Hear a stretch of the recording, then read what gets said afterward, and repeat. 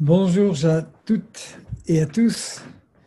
Mon nom est Alain Gauthier et je suis un des cofondateurs de Solfrance. Et je vis depuis 35 ans sur la côte ouest des États-Unis. Et en fait, j'enregistre ce petit message de chez moi à Portland, Oregon, où nous bénéficions pour la première fois depuis 15 jours d'un ciel dégagé et même d'un beau soleil et d'une absence de fumée. Je voudrais utiliser quelques slides pour vous faire part de quelques distinctions qui peuvent être utiles pour le déroulement de la journée. Je vais donc partager mon écran.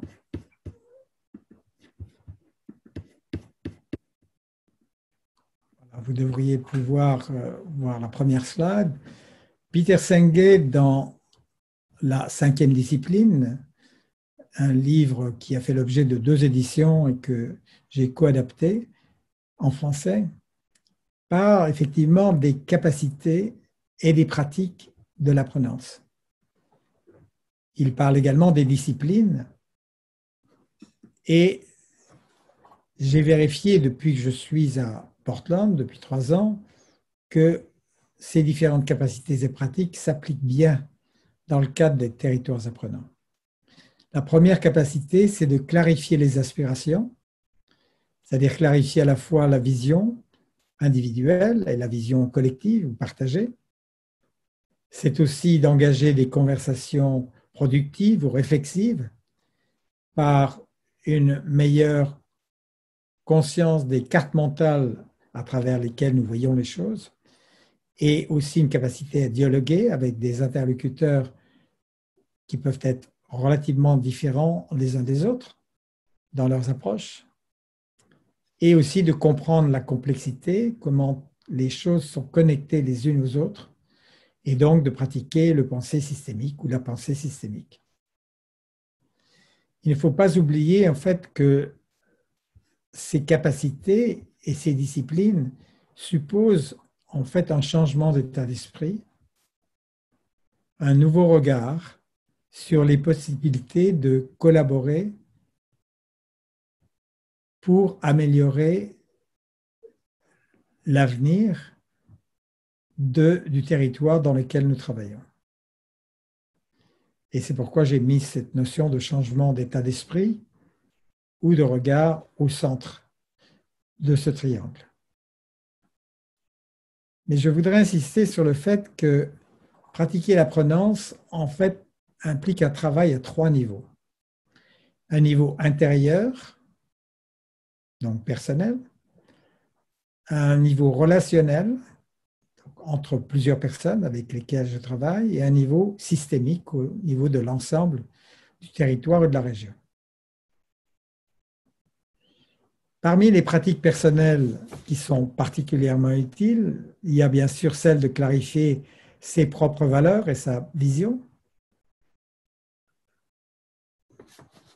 de pratiquer la présence ou pleine conscience face à la situation que l'on rencontre maintenant, d'identifier et de remettre en cause aussi des habitudes de pensée, des habitudes de comportement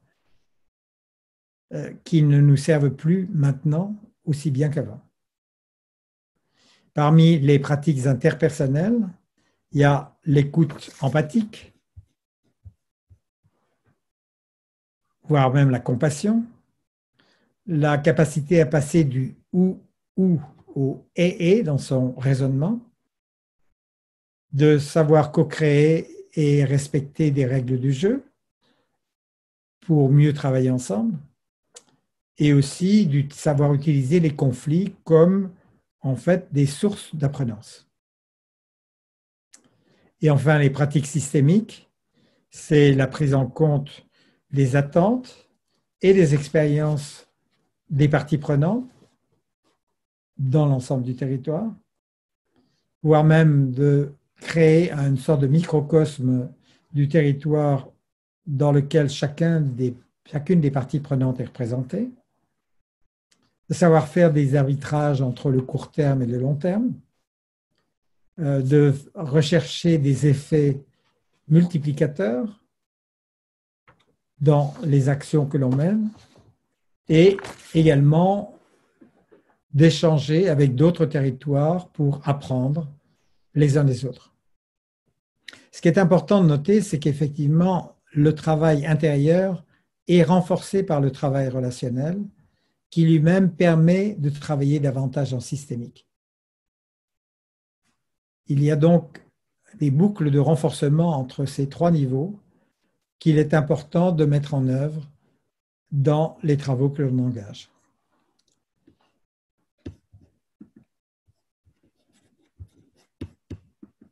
Je vais maintenant simplement